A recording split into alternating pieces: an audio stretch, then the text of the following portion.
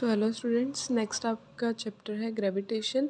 तो ग्रेविटेशन में फर्स्ट आपको पता ही है व्हाट इज़ ग्रेविटेशन, कि जो पुश और पुल अर्थ लगा रही है टुवार्ड अस, कोई भी चीज़ को होल्ड करने में, अर्थ के ऊपर होल्ड करने में जो भी उसके ऊपर जो भी फोर्स ऑफ अट्रैक्शंस लग रही हैं वो आपकी ग्रेविटेशनल फोर्स होएगी।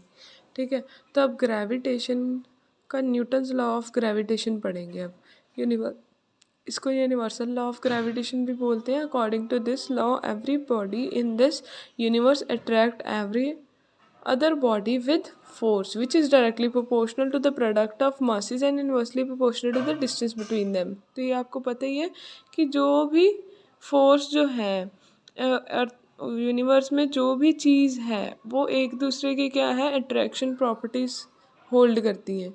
ठीक है, अब अर्थ के ऊपर क्या है कि कोई भी अगर बॉडी जो है अट्रैक्ट कर रही है दूसरी बॉडी को, तो उसमें क्या है, इस लॉ के अंडर क्या है कि उनका जो फोर्स है वो डायरेक्टली प्रोपोर्शनल होएगा प्रोडक्ट ऑफ मासेस और इन्वर्सली प्रोपोर्शनल होएगा square of distance between them. तो पहले टू बॉडीज़ ले ली मैंने, ए एंड बी, दोनों के मासेस अलग अलग हैं, दोनों को सेपरेटेड बाय डिस्टेंस आर किया हुआ है। तो पहले मैं बोल रही हूँ कि ये दोनों डायरेक्टली प्रोपोर्शनल है मासेस पे, इन्वर्सली प्रोपोर्शनल है रेडियस पे। ठीक है, तो m1 m2 upon are square ये प्रोडक्ट इनका बन गया, इन दोनों को मैंने कंबाइन कर लिया। तो प्रोपोर्शनैलिटी कांस्टेंट हटाते हैं जब, तो इक्वल टू में जब कन्वर्ट करते हैं तो एक कांस्टेंट लग जाता है साथ में। तो जी एक कांस्टेंट है जिसको ग्रेविटेशनल कांस्टेंट बोलते हैं, और इसकी वैल्यू जो है वो फिक्स रहती है 6.67 इंटू 10⁻⁻11 न्यूटन मीटर स्क्वायर पर kg स्क्वायर। ठीक है, अब डेफिनेशन ऑफ जी मैंने निकालनी हो तो मैं कह सकती हूँ कि if masses are equal, m1 m2 masses है, रेडियस इसका सेम है, तो F is equal to G आ जाएगा। तो जी में be define as a force of attraction between the two bodies of unit mass, कि दो फोर्स ऑफ अट्रैक्शन दो यूनिट मासेस बॉडीज में लग रही हैं जिनको क्या है, यूनिट डिस्टेंस से सेपरेट किया हुआ है। ये डायमेंशन है इसकी कि मास जो है m-1 लिखा है इन्होंने, L3 लिखा है और T-2। ये डायमेंशन वाले चैप्टर में मैं आपको डायमेंशन समझा दूंगी। ठीक है, सो नेक्स्ट है यूनिट्स ऑफ जी। जी की यूनिट्स क्या हो जाएंगी, F R square, m1 m2 में ले लिया मैंने, जी को निकाल लिया, बाकी सारा इधर लिख दिया। तो फोर्स न्यूटन में होएगी, आर है तो वो मीटर स्क्वायर में हो जाएगा, क्योंकि आर स्क्वायर है तो मीटर स्क्वायर, m1 m2 मतलब kg स्क्वायर, तो आ गया न्यूटन मीटर स्क्वायर पर kg स्क्वायर। ठीक है, पर मतलब ये जब ऊपर जाएगा तो इसकी पावर -2 हो जाएगी। नेक्स्ट है प्रिंसिपल ऑफ सुपरपोजिशन। ठीक है, तो प्रिंसिपल ऑफ सुपरपोजिशन में क्या है कि जितनी भी इंडिविजुअल फोर्सेस होती हैं उनका सम जो है वो एक रिजल्टेंट फोर्स देता है। तो इसमें रिजल्टेंट फोर्स एफ है which is equals to the vector sum of individual forces, जो भी इंडिविजुअल फोर्सेस है उसका सम। अब वेट और ग्रेविटी में क्या है फ़र्क। Weight of a body is defined as force with which a body is attracted toward the centre of earth. Centre की तरफ जो भी फोर्स की अट्रैक्शन पावर के साथ उसको खींच रहा है सेंटर की तरफ, वो वेट होता है। ठीक है, units and dimension of weight and force are same. Force और वेट की डायमेंशन सेम होती है। नेक्स्ट है ग्रेविटी और ग्रेविटेशन। ये आपका होमवर्क है, ये मेरे को आप नोट डाउन करके दोगे, ग्रेविटी और ग्रेविटेशन में फ़र्क क्या है। हेलो स्टूडेंट्स, नेक्स्ट आपका टॉपिक है relation between capital G and small g. तो कैपिटल जी है ग्रेविटेशनल कांस्टेंट और स्मॉल जी है gravity, acceleration due to gravity या ग्रेविटी जी।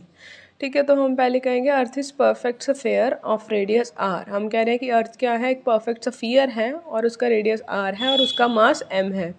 ठीक है, और उसके बाद मैंने फोर्स ऑफ अट्रैक्शन ली, F is equals to G M M upon are square. ठीक है, और फोर्स जो है m into G means to say कि मास जो उसका स्मॉल ऑब्जेक्ट है उसका, और g कि मतलब फोर्स जो ग्रेविटेशनल फोर्स जो ग्रेविटी लग रही है किसी ऑब्जेक्ट के ऊपर, मतलब जो अर्थ लगा रही है फोर्स किसी को होल्ड करने में। ठीक है, किसी ऑब्जेक्ट को होल्ड करने में जो फोर्स लगा रही है वो उसका मास होएगा और g होएगा। ठीक है, फिर मैं इन दोनों को कंपेयर कर रही हूँ, तो यहाँ पे मैं इसको इक्वेशन 1 दे दूँगी, इसको इक्वेशन 2 दे दूँगी। मैं बाद में लिख दूँगी कंपेयरिंग 1 एंड 2। तो 1 एंड 2 को कंपेयर करूँगी, एफ दोनों साइड इक्वल था तो ये दोनों इक्वल हो जाएंगी। यहाँ से मैं जी की वैल्यू निकालूंगी, G is equal to G M upon are square. So अब मुझे पता है कैपिटल जी की value 6.64 into 10⁻11 newton metre square पर केजी स्क्वायर, ठीक है। और आर जो है आपका रेडियस ऑफ अर्थ, ये फिक्स होता है, मास ऑफ द अर्थ भी फिक्स्ड है। तो इसकी वैल्यूज जब मैं पुट करती हूँ तो जी की वैल्यू 9.8 मीटर पर सेकेंड स्क्वायर आती है, जो क्या है acceleration due to gravity acting on a body, जो इंडिपेंडेंट है shape size mass of the body पे, ठीक है, मतलब वो डिपेंड नहीं करता। नेक्स्ट है mass and density of earth. अब कह रहे हैं कि G M M upon are square हमारे पास क्या स्मॉल जी का रिलेशन है ही है। यहाँ से मैं मास निकाल लूँगी तो जी के साथ आर स्क्वायर मल्टीप्लाई हो जाएगा और कैपिटल जी इसके डिवाइड में आ जाएगा। तो आफ्टर पुटिंग द वैल्यूज़ मेरे पास एम जो है वो इतना निकल गया, जो प्रूव्ड में लिखती हूँ वही है, मतलब ये उसकी फिक्स वैल्यू है, ये अप्रॉक्सीमेट आ गई है, ठीक है। अब मुझे पता है डेंसिटी होती है मास अपॉन वॉल्यूम, ये फॉर्मूला एग्जैक्ट आपने याद करना है, density is equals to mass upon volume, ठीक है। तो वॉल्यूम मुझे पता है स्फीयर का है, तो 4πr³ 4/3πr³, ठीक है। तो यहाँ से मैं पुटिंग करती हूँ, अगर v की वैल्यू मैं यहाँ पुट करती हूँ तो यहाँ से मेरा m जो है m is equals to 4/3πr³ rho आ जाएगा, ठीक है। तो ये m की वैल्यू मैं पुट करती हूँ फर्स्ट में, तो फर्स्ट में पुट करती हूँ तो रो एंड जी उसका मेरे पास डेंसिटी और ग्रेविटेशन का क्या है रिलेशन निकल जाएगा। यहाँ से मास एंड डेंसिटी का निकलेगा, यहाँ से डेंसिटी एंड ग्रेविटेशन जी का। नेक्स्ट है ग्रेविटेशनल पोटेंशियल, ठीक है।